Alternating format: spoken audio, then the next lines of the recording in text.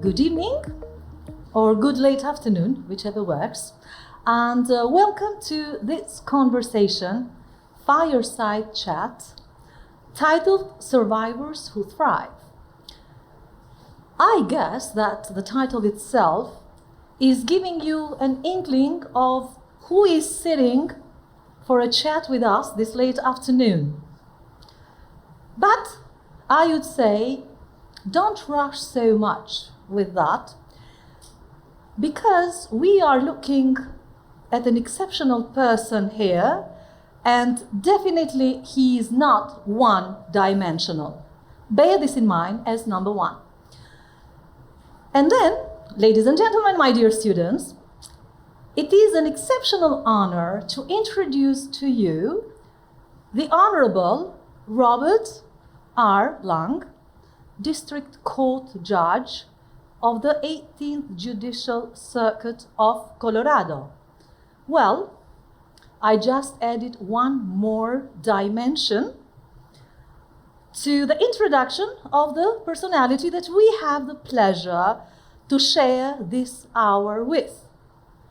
However, as this conversation will further unravel, so will the character of Judge Lang. His passion, his courage, his integrity, his willpower, and I am most sure that human connection, you will feel as if you have known him for many years. Sure enough, that's how it happens with me. So, on behalf of St. Thomas University School of Law, the LLM and the JSD in Intercultural Human Rights, and the John J. Brunetti Human Trafficking Academy, I extend you, Judge Lang, a warm welcome to our St. Thomas campus and for a chat with our students and with advocates in anti-trafficking here in South Florida, and I see quite a number of them that are joining us. Thank you to the audience, and thank you to you, Judge Lang. Thank you. Thank you. So, Judge Lang, you provide presentations nationally and internationally on issues of human trafficking, childhood trauma, and resiliency. And furthermore, you yourself regard resiliency and the grace of God as fundamental in your ability to survive and thrive. And I do have a couple of questions for you that relate particularly to that. Sure. So, of course, quite a number of us here are focused on human trafficking issues, and we hear a lot about resiliency in this field of law, policy, and practice. So, looking back, what were your sources of resiliency as a child, as a youth, and later on as a young adult? Sure. It's a great question, and actually it's something I covered with the students in my class yesterday, sharing with them about examples of resiliency. It's multifaceted, and I think it's important that it's just defined for each person themselves. I mean, even if I gave you a recipe, you'd make your own. It won't work for everyone for every circumstance. But I think of my faith. I was born and raised Catholic, and having a faith of some kind, as I was sharing with the students in the class. I'm not here to proselytize somebody into any particular faith, but I know for a fact, and the studies all show, that a person with any kind of a faith background or belief has a stronger source of resiliency, hope, as a source of resiliency in their recovery process or in their survivor process, I should say. As a child, my other sources of resiliency, my maternal grandmother was this woman who was, I don't know if she was 4'8", but she was the strongest, the most courageous woman I knew. And she just always had a way of saying just the right thing. I mean, nobody in my family knew what was going on except for my perpetrator. But the people that were around me that I found some really great strength or courage from was my maternal grandmother and my mother, even though she herself was trying to survive the abuser. Music was a great source of resiliency. Activities. I participated in soccer. I had a great best friend that I was best friends with, essentially from birth until probably into middle school. So those were good sources. And then it's embarrassing to say, but the other, I'd say, source was twofold. One was my imagination, and I guess a combination of my sense of hope and my sense of compassion for others. We had a family pet growing up, and so even though I wasn't experiencing or receiving compassion from really anyone in my childhood, if I could express it to someone else, then I could experience it for myself too. So that was sort of, a reverse way of getting compassion. My sense of imagination, I firmly believed my stuffed animals were beings that I was protecting. Since I wasn't being protected, I was protecting something else. And then I just really honestly, I was given a sense of hope that has a depth that I can't even describe, that I've always had a sense of hope. Even in the worst of times, I just always had some way of believing that the change was coming, or that the abuse would stop, or that I was going to be rescued, or something. I just always had a sense of hope. Well, you just mentioned hope, and you also mentioned faith. And I see them very closely connected together.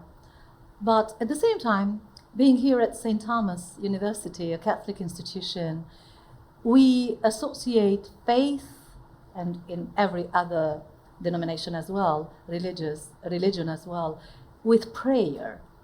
So does prayer play a role? And faith, you said, does play a role, though you were never rescued. How does this work? What would you say? Yeah, I just, so I shared once with an organization that was formed to create a residence for boys and men that were trafficked. I shared at one of their events that I had a number of prayers that I had prayed that I'm ashamed to say I prayed them. I prayed, the first thing when you're in that, I was abused for over 10 years, and the first thing you're praying is that it stops, and then I prayed that I literally prayed that I would die. I prayed that they would die, which was, a horrible thing to pray, considering one of them was my father. And those were some really great unanswered prayers. I thank God that those prayers weren't answered. But I believed that God was still present. I believed it all of my life, even in the midst of the worst of the abuses. I really had a belief, in a sense, that God was there and that I wasn't alone. And so, this concept of prayer can be overblown. When you say religious, I automatically, I don't like the thought of religious, because it sounds so much like some kind of high ritual that you have to do certain things certain ways. I pray 100 times a day, just with this moment of, thank God for this, or, God, I'm thinking about that. Just 2 seconds of a thought is, to me, a prayer. And so I had a lot of prayer and a lot of faith and a lot of hope, and it made a difference. It was part of my sense of, there will be a light at the end of the tunnel. And so that was sort of my path to God, was having a sense that I didn't need to follow some ritual, or I didn't have to say X number of words or in certain ways. It was just a belief that I could just talk to God, like I just passing on a thought to Him, and He was listening. Just like you mentioned earlier that you were there as a praying, whichever, the good prayer and the other prayer that you're happy didn't go through, wasn't answered. But you also mentioned that you're there with animals and the stuffed animals and so on. What about the adults? What would you have liked the adults in your life? The healthy ones? I guess I should qualify that. Yes, Yeah. The healthy ones. So what would an adult really do vis-a-vis a child? So it was difficult for me because my abuser was extremely controlling. Absolutely everything in our lives was at his discretion and decision, and at his power. And there was nobody in my life that had more power than he did. And everyone I knew, other than my grandmother, was fearful of him. And so I never told anyone. I tried to a couple of times, but wasn't able to. But I think that if there was an adult that could have reached me, the things I would have needed to, if it were a matter of, if the question was, how can an adult have rescued you, it would have been to have given me the assurance that I wasn't going to be killed and my family wasn't going to be killed if I spoke, because that's what I was taught for over 10 years and reminded, daily, if you tell anyone, I'll kill you. Or I'll kill your brother, I'll kill your mother.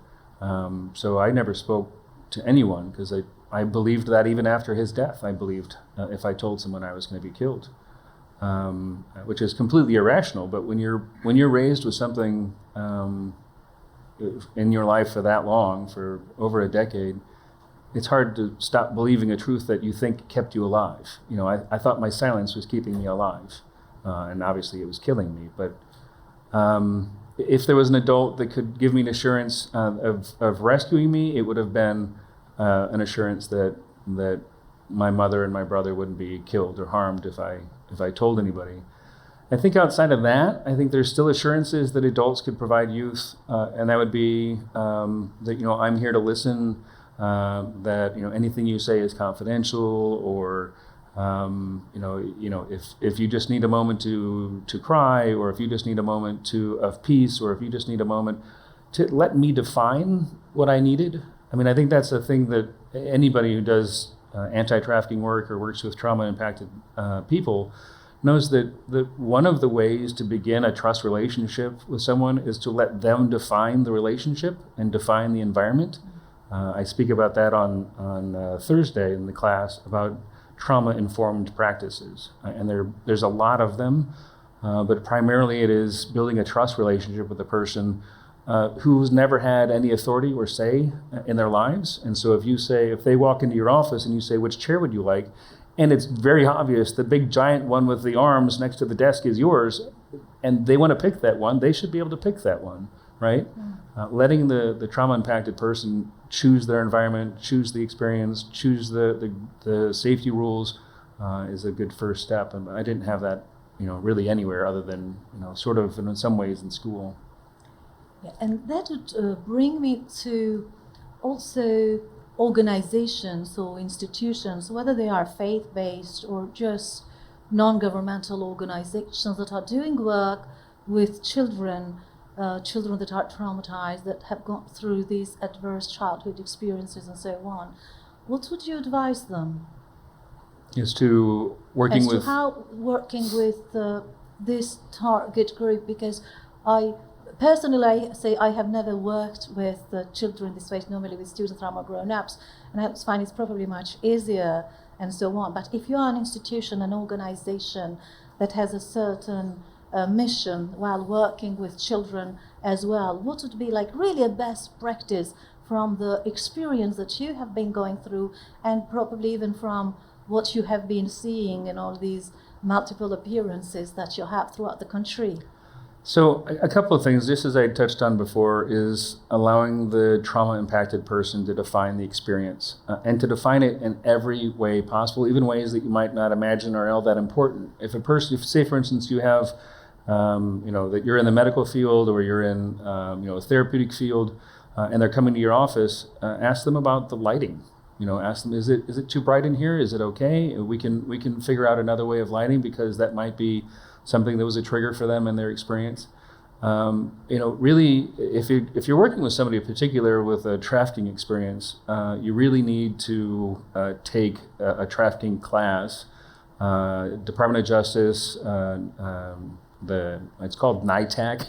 All these governments love their acronyms. So NITAC is the National Human Trafficking Training and Technical Assistance Council, I think. The Federal Department of Human Services, the Federal Department of Justice, even the State Department, they all have these different trainings. One of them is called SOAR, S-O-A-R. And that's stop, observe, ask, report. They have a great training on how to interact with people who have had a trafficking experience.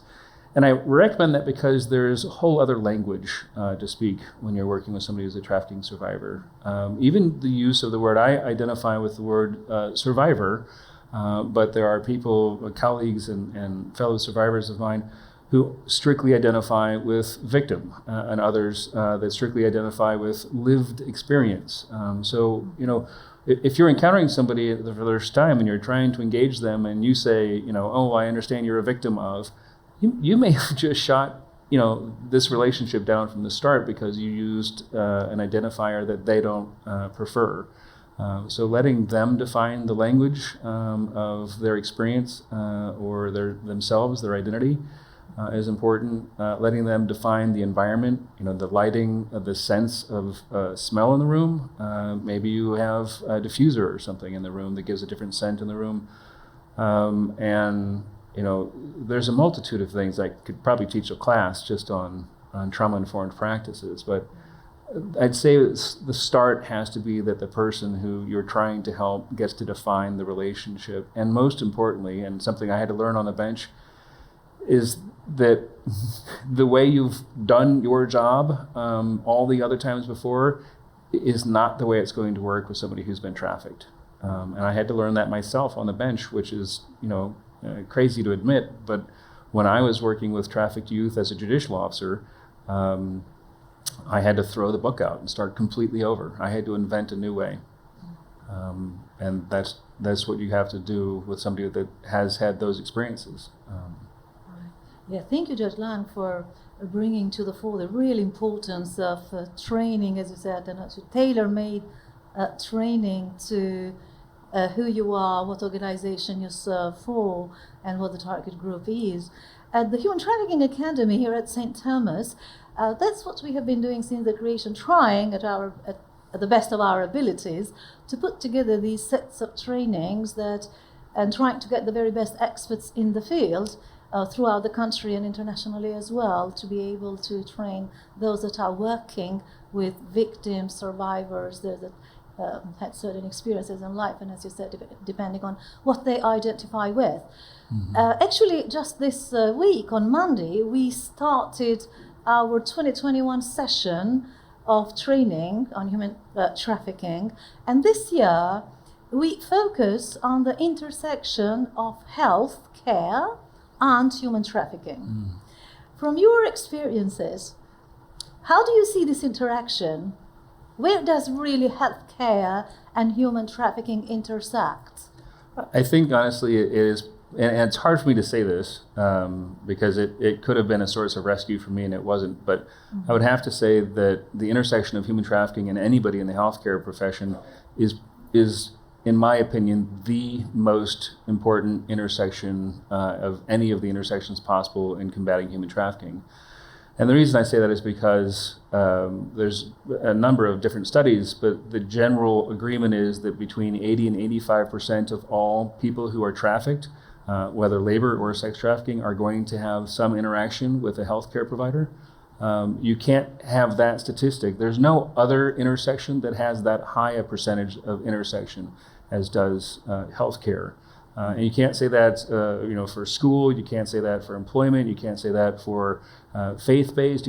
It's healthcare has the highest intersection, and that's the sort of the common denominator of what 80 to 85% of people who are trafficked have an intersection with. And so training doctors, nurses, staff, anybody in any portion of the healthcare field is important. And I hope it's heard that it's training everyone. When we were talking about training the courts, there was like, well, let's train the judges and magistrates. It's like, okay, that's 10%.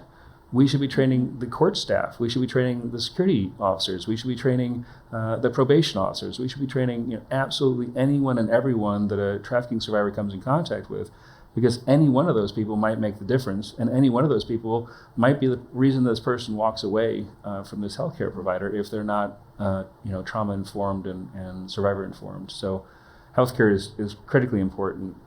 In and there's a lot of training that can go into that, but in particular, providing a survivor with the opportunity to have a confidential conversation, even outside of who they identify being their mother, their father, their uncle, their brother, their boyfriend, their girlfriend.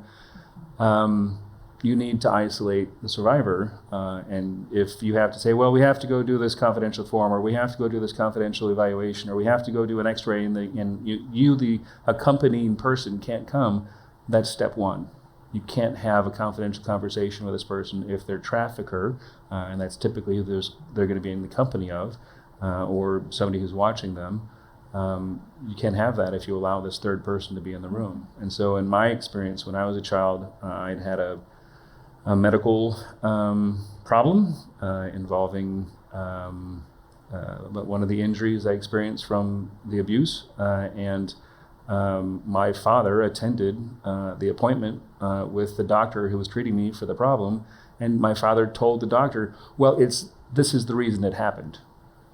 And that was it. The doctor didn't ask me any questions, didn't ask for any other explanation, didn't do any other kind of evaluation, gave me what he thought would be the right treatment for my dad. It identified him as being the problem, and that was the end of it. That was, one of the couple of chances, missed opportunities for me to, for it to be discovered what was happening to me. And because there was no confidentiality, there was no possibility of me disclosing the real reason for that injury. Yeah. The more we get to hear about the importance of the knowledge that healthcare professionals need to have as it relates to human trafficking, the more we understand how much more we need to do, no matter that in the recent years there is a lot going on throughout the country and including in South Florida as well. And that's how we picked up on this initiative. So thank you for sharing that. Sure.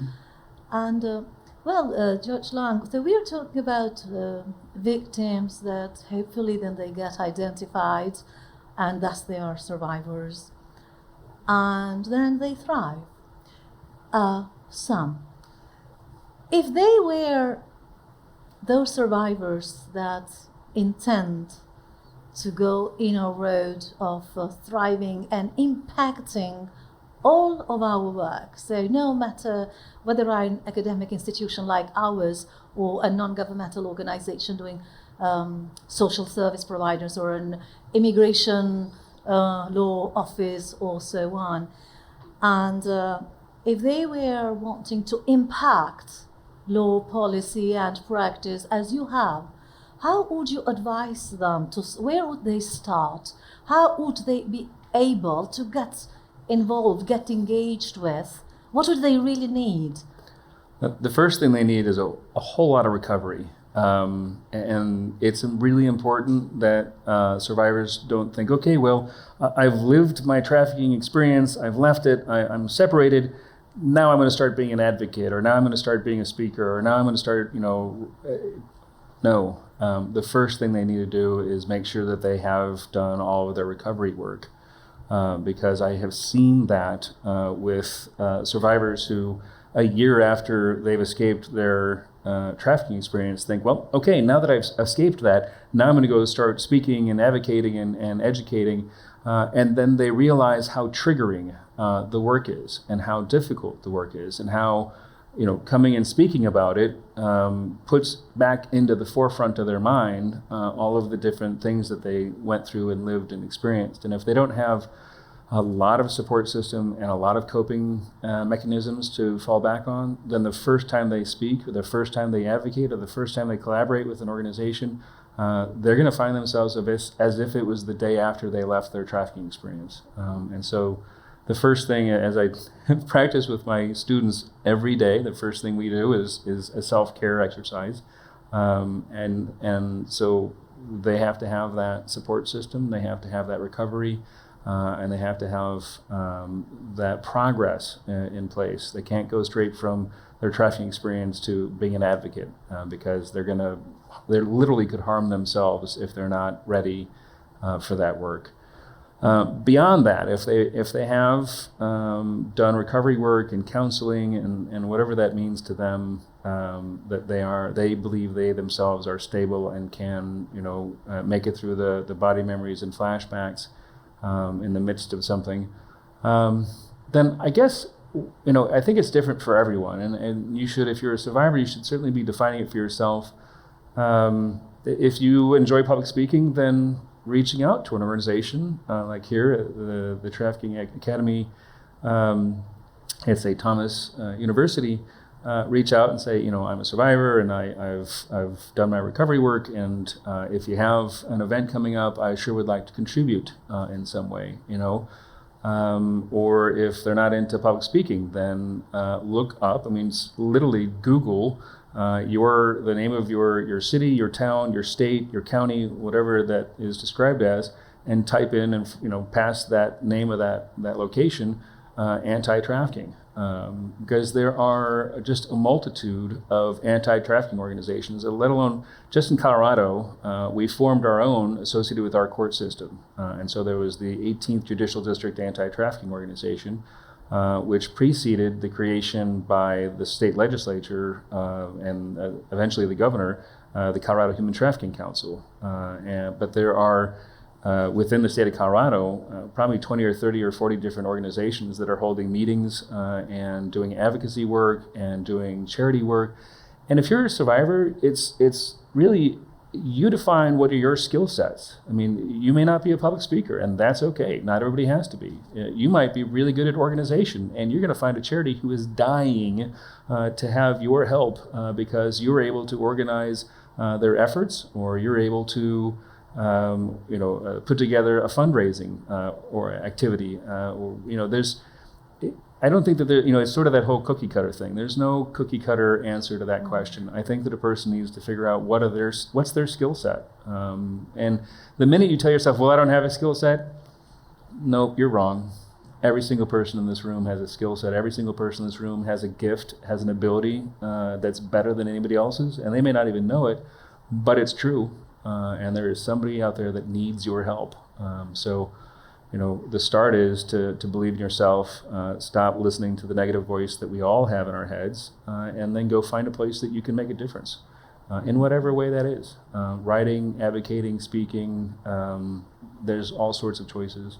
For me, the thing that happened that got me a start was I was giving presentations because I enjoyed public speaking, but I was only giving presentations in Colorado. And then somebody, I don't even remember who, said, oh, there's this national organization, Shared Hope International, that does this national conference. You should go. And I thought, that's just crazy. They don't want to hear from me. I was just so unsure of myself. And I put a presentation together with myself, a guardian ad litem, and a director of the Department of Human Services, because I thought what great a presentation there would be. A judge, who's also a survivor, a social worker background, and a guardian ad litem, the three people that are most involved in dependency and neglect cases.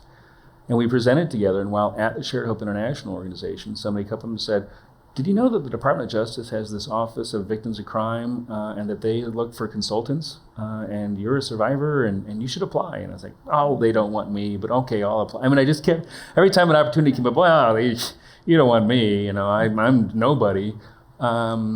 And that's how it followed. The Department of Justice, and then the Federal Department of Human Services, and then the Obama administration, and then the Trump administration, and then the State Department, and then NCMEC and Shared.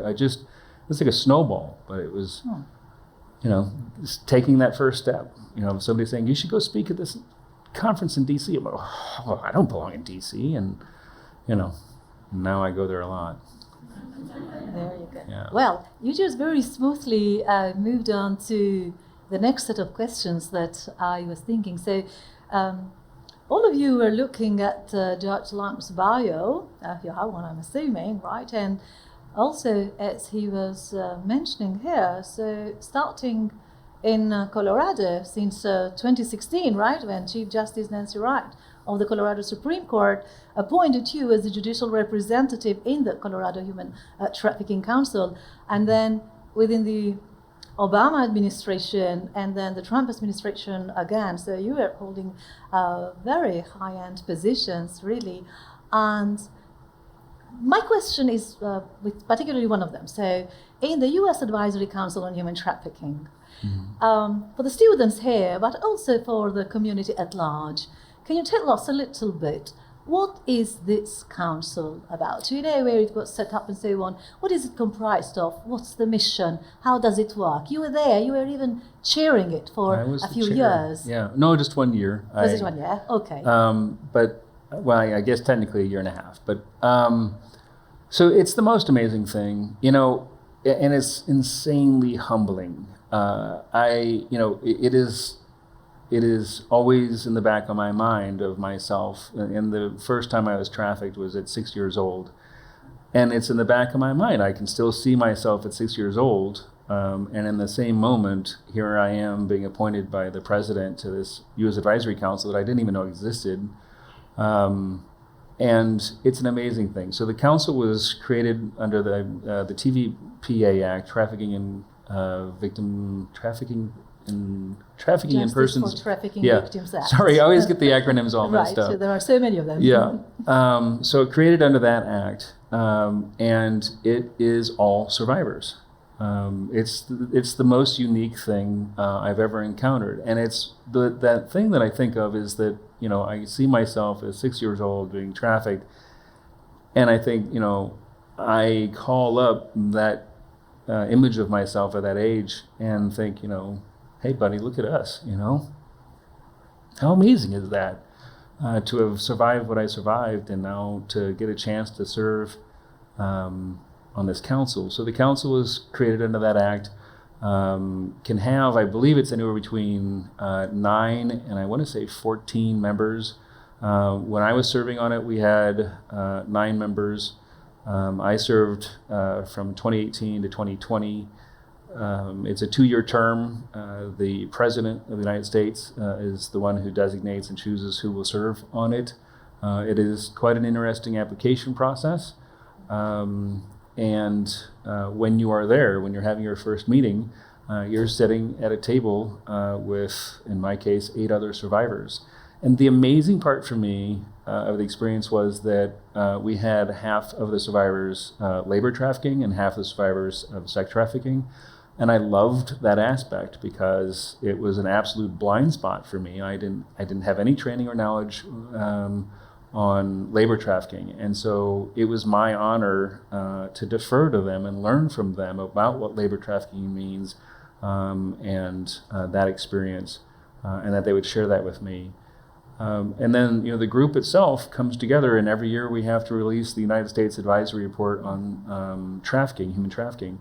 And I wish I would have brought some, but it's this, it's not a pamphlet, it's like a small book, I guess you could say, 20 or 30 pages. And it contains the advice that we're giving to the federal government and to Congress. And it is a lot of work.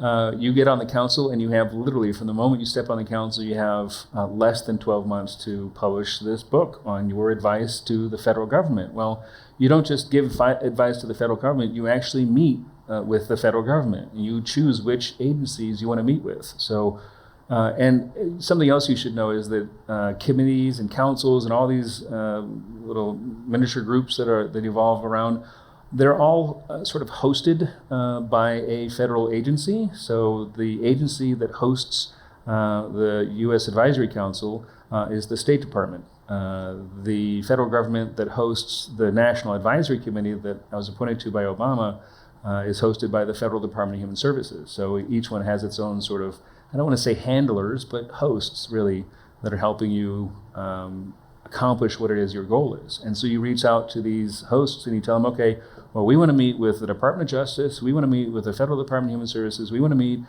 with an organization dealing with the indigenous population, we want to meet with Department of Labor, and they literally arrange it. I mean, here we are as this group of survivors commanding that we're going to meet with representatives from all these different federal agencies, and we're reviewing what they're doing about anti-trafficking. And so it was kind of startling to meet with some of them and say, okay, well, what are you doing about boys and men that are trafficked? And there being the shocked look that goes around the room of like, well, we didn't know this question was coming. And I was like, okay, well, it just came, so tell me, what are you doing about boys and men? Well, we're interested in helping boys and men. I'm like, oh, great. now we know where we have to start, and it's a difficult experience. You are sort of diving into what are some flaws or shortcomings, but as when it was my counsel, I always emphasized that I wanted to point out what we could improve. But I always started absolutely every section that I was responsible for with recognizing what they were accomplishing. Because if I started with an insult, I already closed the door. They don't want to hear from me. So I would start with, the organization does this, the organization does this, the organization does this. We're very proud and thankful of these efforts.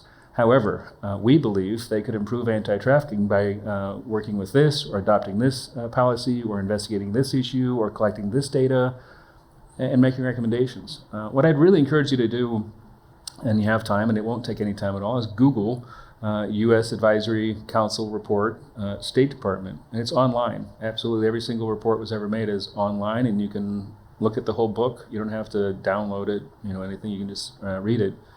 And each committee, each council defines their own goals and sets out to accomplish it. Right. Actually, one of the courses that I teach here at St. Thomas is Human Trafficking Law and Policy, and there are a couple of students here that have been in the class too. And one of the classes we also dedicate exactly to the work of the council and the report, and students always find it fascinating and extremely important work as well, as you yourself also mentioned. Let me ask a follow-up question. So you talked about how it works and also what you find good about it, and also how you work with the federal government or respective agencies, whatever they are. If you had the authority to make a change in the council, would there be anything you'd like to change? Well, there's certainly, make it better. Right. There certainly was something that I wanted to change, not for myself, but for my colleagues. And it did change last year after I left the council. The work up until last year, and this council has been around since 2016, was 100% voluntary. They would pay for our flights to come to DC, and they'd pay for our hotel room, and they'd give us a per diem, which, let me tell you, per diem of whatever it was, $30, $40 in DC, you better find your nearest McDonald's. But up until last year, it was 100% volunteer work, which is absurd, because you have just hired, essentially, these 8 or 9 experts in human trafficking that know more than anybody else in the federal government about human trafficking, and you're making them volunteer their hours. And that was something that didn't settle well with me, because while I'm blessed with my career as a judicial officer, some of my colleagues on the council were hand to mouth, barely making it by, and so them benefiting from an expert and not paying that expert is as if they are trafficking those victims. That's literally what you're doing. If you engage with an expert in human trafficking and you don't pay them, then you are trafficking them. You are using them again. And thankfully, I don't know what came about, but this last year they started paying the hourly rate that's identified as for the federal government. I think it's $81.25 or something like that per hour, which is a good hourly rate, for an expert. It's either 81 or 61, I can't remember. But until then, it was all volunteer work. And so that was one thing I would have changed on the council. The other thing, it seems, this really, I honestly, I hesitate to say this, but I have to, because it seems so unusual to me that if I were the president of the United States appointing someone to a council of that significance with that kind of lived experience, I'd want to meet them. I'd want to shake their hand and get to know them, even if it was 5 seconds out of my day. I have never shook the hand of Obama or Trump. One I think I would have liked to have shaken more than the other, but the reality is, if you're appointing people to that council in particular, you've never met them, I think that's a short sight. And the interesting thing is, other countries reach out to the United States, and in particular reach out to the U.S. Advisory Council and say, hey, we're thinking of creating that thing that you guys already have. How should we do it? And that was the first piece of advice I gave them was, who is ever in your executive office that appoints these people should actually meet these people. That could make a difference in their lives. And, you know, I don't see how, you know, if there were 8 of us, I don't see how, you know, 1 minute, 2 minutes out of anybody's time would have altered the direction of the country, right? And so I think making time for people with that experience and with that duty being put on them, meeting the executive officer would have been nice. And I know that seems shallow. It feels shallow saying it, but I still would have liked to have met, you know, either one of them. I don't think it is, really, even as if just in the basis of even meritocracy on its own, because you are getting the best expert for this particular area. You just can't get better than that. And how about, my students always ask, what could be an initiative we can take? How about taking on this one? So we advocate to President Biden that the members of the Youth Advisory Council, they should have some presence really also in the White House. So, well, thank you for bringing it up. We wouldn't have thought, but that's why you have you here.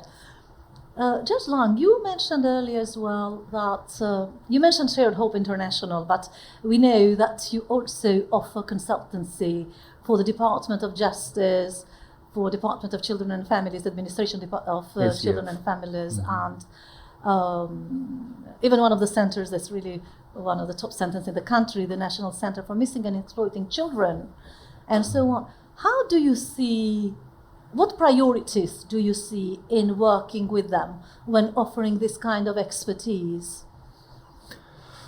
How do you approach your consultancy with these organizations that are really so very well grounded, if you will, and have a wealth of experience already? My first question to them is, how interested are they in change? Because it's a waste of my time if all they want me to do is approve what they're already doing. I'm not here to give you a rubber stamp and like, hey, look at you, you're doing a great job, here's your gold star. No thanks, I don't need that. So my first question to them is, are you open to change? Are you willing to take off the blinders and realize your blind spots? I'm not here to criticize you because you have blind spots. We all have blind spots. I still have blind spots on the bench. I have learned, as I shared earlier, I learned how to do things differently with trafficked youth in my court, and it was a blind spot for me that I couldn't do those cases, manage those cases the way I managed all the rest of my cases. And so I had blind spots. And so I'm interested in knowing whether or not the organization is willing to change. And I'm really interested to know whether or not the organization is looking to take our advice as experts, or if they're just looking to like check a box and, hey, we're now victim, check the box, we're now victim informed. Well, if we gave you information and you made no changes, you're not victim informed. You didn't accomplish anything. NCMEC, the National Center for Missing and Exploited Children, it's just easier to say NCMEC. NCMEC engaged a large group of experts in the last 2 years to look at how they could handle trafficking cases better, because they were, of course, working on missing or exploited children, typically, kidnapped children, and they didn't really have a division addressing human trafficking. And now they have a division addressing human trafficking. And they're having that division, which all these experts are contributing to, advise every other feature and aspect of their work, from the videos they produce to their outreach programs, to their educational programs, to their website. Absolutely every feature of their organization from top to bottom is being advised by the committee that they've put together that I'm a part of. And so like an organization like that is like, okay, yeah, we've been doing this work for 40 or 50 years. We know we have a blind spot. Great. I can't wait to help you. But if it's like, well, we just want to check a box that says we've been informed and we may or may not take your advice, I got other things to do with my life. I don't need that time. So I want to know that they want to change and that they're open to change and they're open to learning. And I've learned on the NCMEC group from other people on the council. Again, identifying blind spots of my own, or learning things from people, and having a deeper respect for other people's opinions on certain issues that are very hot topics in the trafficking world. So that's the first thing: is are they willing to change? Because it's difficult. I think you made an excellent point, actually, because there are so many organizations nationwide, but also internationally now, that are working on human trafficking. And actually, as you said, it has become kind of a box to check. Mm-hmm. Have you brought a survivor? Have you talked with a survivor? Have you consulted a survivor, and so on? And the way you phrased it, that are you willing to change and really reacting on that and accepting those blind spots and so on, is extremely important in the work. So I think this is very much beneficial and a very good contribution would be to the organization doing work in the field. So I really appreciate you focusing on this item particularly. Well, you remember that I mentioned earlier that Judge Lang is not one-dimensional or two-dimensional, more than that, right? So let me just go a little bit fast forward into what you're doing now. So you are a legal professional, Judge Lang, and so of course you're a judge, calling you Judge Lang, and also you are a teacher. So you have been teaching, lecturing at various institutions, colleges and law schools too, lecturing. And this year, and this week particularly, you are also teaching our Master of Laws students, also JD students, Juris Doctor students, and Doctorate of the Science of Law students in our intercultural human rights. And we are really very happy that you are here, and the feedback from students have been extraordinary. But two of the students in your class wrote to me that they have some very specific questions for you. Sure. So I want to entertain them. Sure. And happy to help. And I would like to just read the question the way they have phrased it. Okay. So the first question goes like this. I was curious, what was your life growing up in general? Where did you go to school, undergrad and law school? What was your major? How did it affect your choice in choosing a school and in becoming a lawyer? Did you want to become a lawyer because you wanted to make a difference, you wanted to set things right? Or would it really motivate you to go to law school? Or was it this just an afterthought? Student number one. I think that's like a 12-part question. These were constructive questions, just to help you for a better answer. Yeah, I'm happy to answer. I was sharing with somebody outside before the event started that I didn't really have a specific plan or schedule of things that I was going to accomplish in my life. To start with the earliest part of the question, my how was my childhood or whatever, extremely difficult. All of the abuse and trafficking and torture. I died twice in my life as a child and was resuscitated. So childhood was very difficult, and grace of God that I'm alive. But I found, I guess you could say silver linings of having a best friend or having things that just felt like blessings in my life that kept me moving forward. And the funny thing is, what kept me moving forward, and the reason I just feel incredibly honored to be here and to be teaching, is school. It was the one place that I encountered happy, healthy, encouraging, kind adults. And so I never missed a day of school from kindergarten until freshman year in college that I was so sick I couldn't go to school. I never missed a day of school. I would have rather died than miss a day of school, because school was the greatest place on earth for me. I felt happy and loved and supported and encouraged. And so in third grade, I remember all of my classmates, the teacher saying, well, what do you want to be when you grow up? And hearing my classmates, oh, I want to be a soldier, I want to be an actress, I want to be a movie star, I want to be, a superhero, and all these. And I'm like, I want to be a teacher. This is the greatest job in the world. You people are saints. and I wanted to be a teacher my whole life. And so when you gave me this chance to teach, it was my childhood dream coming true. And so thank you for that. We are blessed to have you. Yeah, the blessing is all mine. My undergraduate, so I guess here's the thing. I mean, if you're looking at silver lining of all the abuse, reading was my escape. I had no other escape. I had nothing else I could control in my life, but I could have books, and I had a lot of books. And I would read 2 or 3 books simultaneously. I couldn't get enough reading, and so I read a lot. And obviously that helped me in school, because I could read a lot. And so I did fairly well in grade school, struggled in middle school, did phenomenal in high school, got to college and was studying everything. I loved college. I just, I can take a class in that, I can take a class in that, I can take a class in that. My junior year, my counselor comes up and says, hey, you have to declare a major. You're a junior, you have to declare a major. And I'm like, well, what do I have the most credits in? And she's like, you have a 3-way tie. And I'm like, okay, can I do a 3-way major? And she's like, if you take 22 hours a semester for the rest of your life, yes. And I'm like, all right. So I ended up with a triple major in philosophy, sociology, and political science. And I used to joke that sociology would teach me about reality, political science would teach me how to manipulate reality, and philosophy would remind me it doesn't really exist, so don't get too overwhelmed.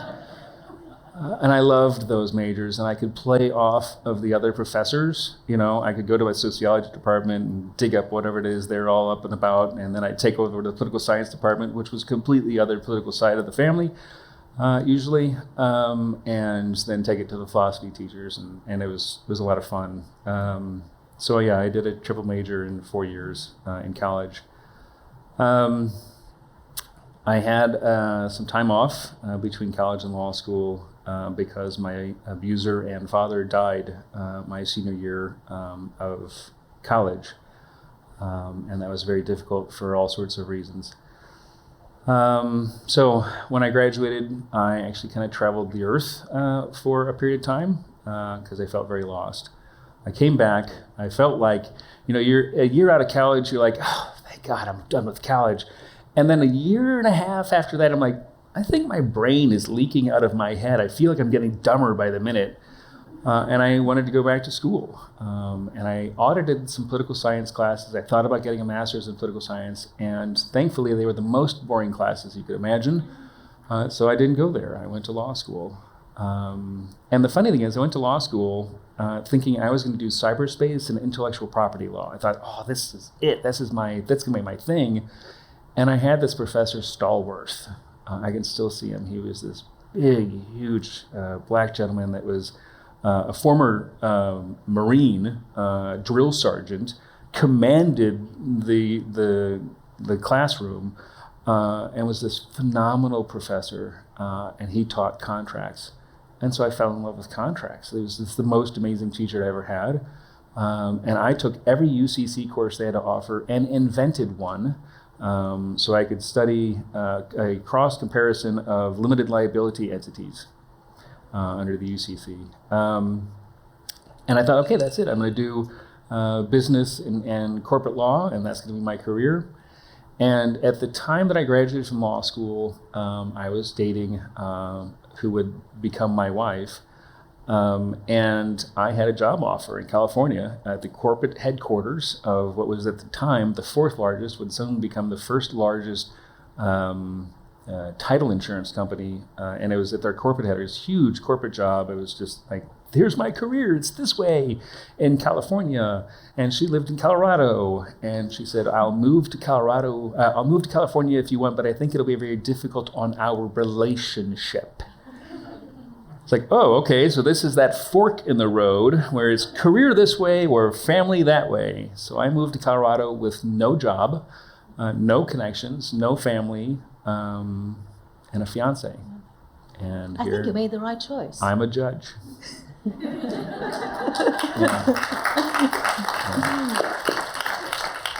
Question number 2 comes from a foreign judge.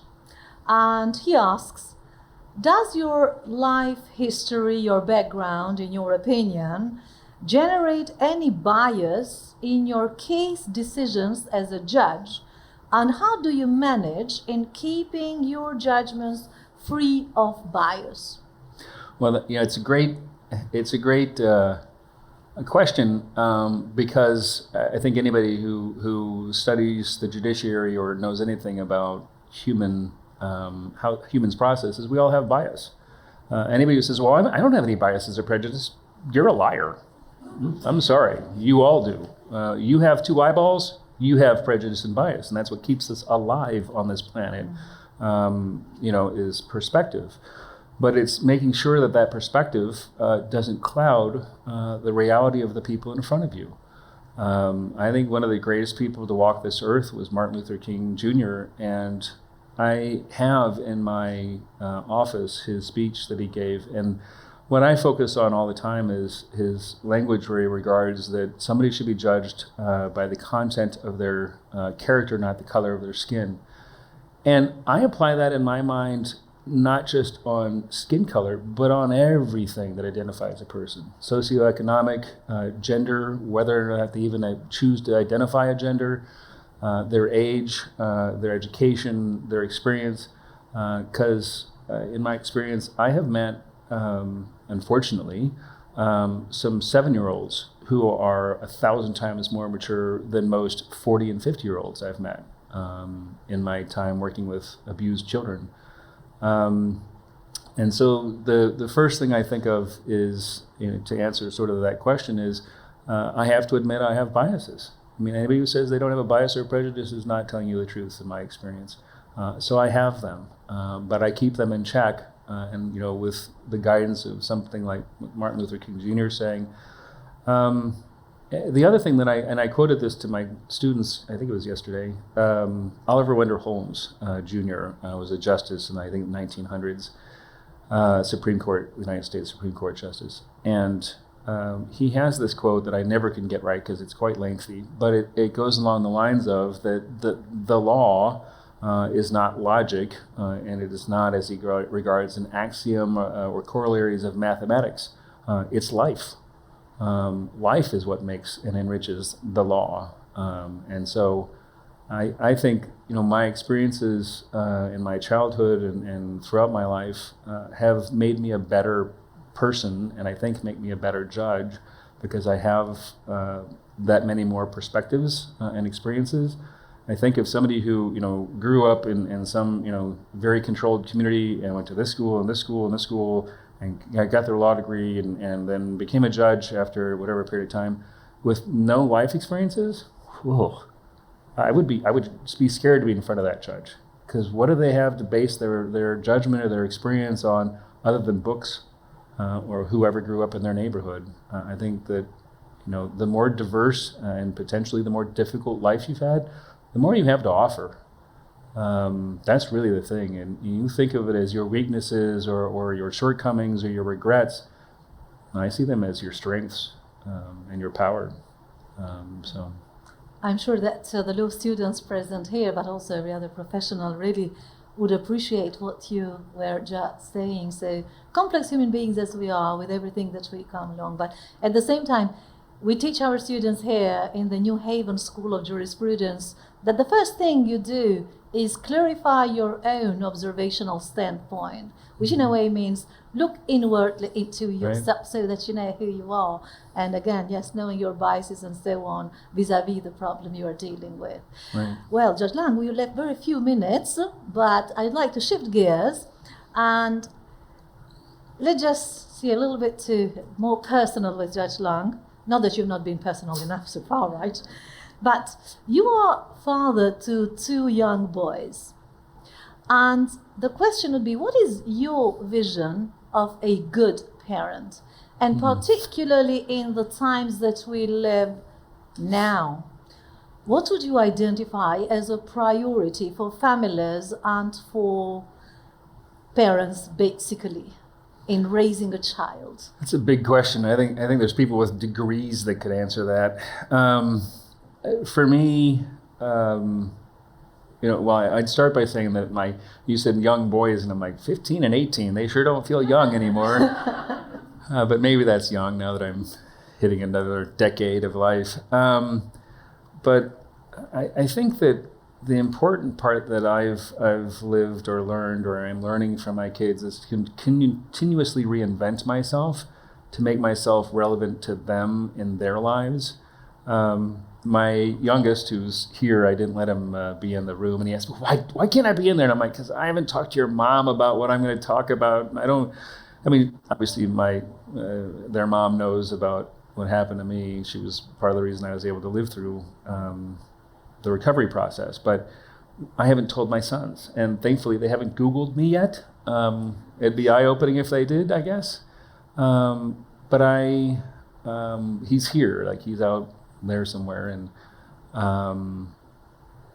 with him, it's with both of them. I reinvent myself to make sure that I stay relevant to them and stay relevant in their lives. So with my youngest, as much as I at no time ever wanted to ride a dirt bike, for a couple of years I was on a dirt bike until I broke a number of bones and concussion and a whole bunch of other things. This finger, that's as straight as that finger will ever go. That's one of the bones I broke on dirt biking.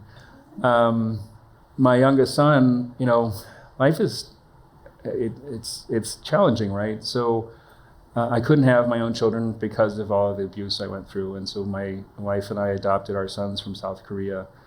My youngest son, when he was 4, was diagnosed with leukemia, and that was extremely difficult and unusually triggering. I wasn't expecting that, but it was triggering to help him live through leukemia, and he's now 15 and strong as ever, but that was a difficult experience. And my oldest son, when he was 4 years old, was diagnosed with autism, and so that has been a difficult experience.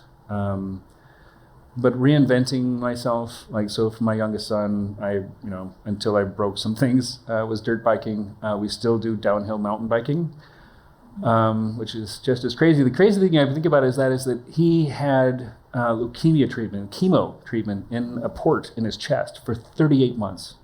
And I bear that in mind of longer than law school. That's how crazy long that was that he was getting these chemo injections.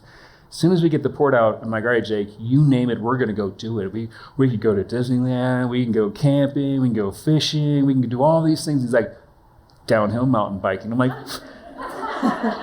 yeah, because cancer didn't kill you, so let's ride a bike down a mountain. We've been doing that for a long time now. 7 years we've been downhill mountain biking.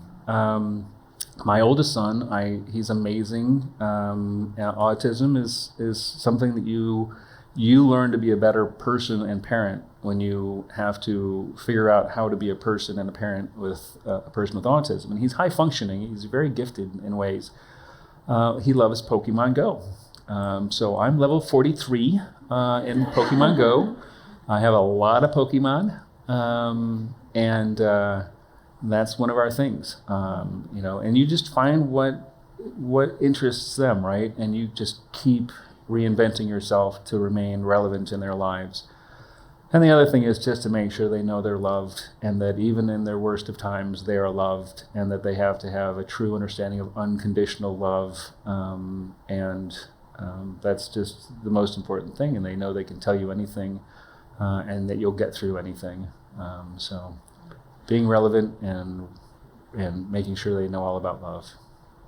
Thank you very much, Judge Lang, because this is it's very hard to share these kind of experiences, and unfortunately a number of families and parents everywhere in the world struggle with their children, particularly the kinds of diseases that you have been going through. God bless you for being open with us as well, and for, of course, everything else that you do.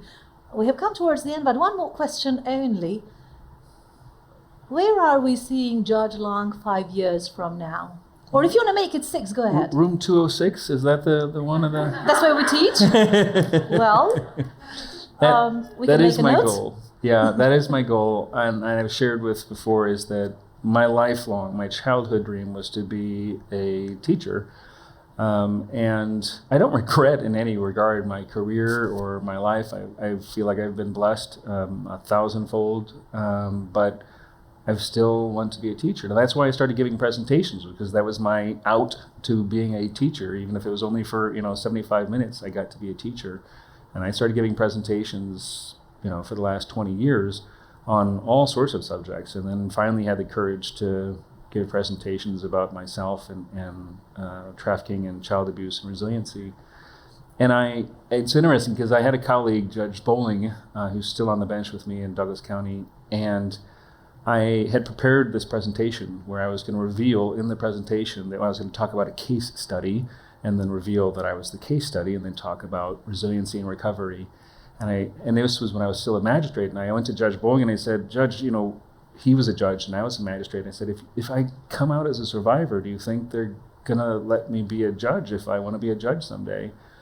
And he said, there's definitely a chance that that's going to make it so you can't be a judge, but what's more important to you? Being a judge or making a difference for people who might not know that there is a way to survive and recover from what you went through. I'm like, oh, thanks. Way to lay it on heavy for me, man. But honestly, in 5 years, if I could write my future, I'd be a full-time professor on a 10-year track and making a difference for students, because that's what happened in my life. Then there you go then. In the next recruitment stage that we'll have here, we're inviting you to apply. I mean, if somebody calls and says, hey, we want to be the next federal judge, I might not turn that down, but I still want to be a professor.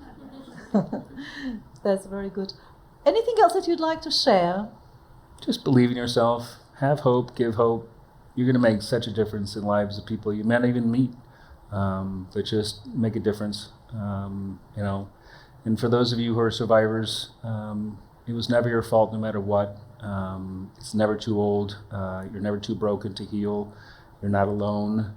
And even what you think is the hardest or most darkest part of your life or your biggest regret could be your best strength, and be the thing that really helps you help others. So that's it.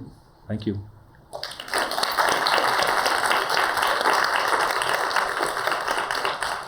We thank you so very much. You have really graced us with your presence here and enlightened us with sharing your expertise and experience as well. So we are very much grateful to you. And one more time, help me that we thank Judge Lang and hope to see him back to St. Thomas. Thank you.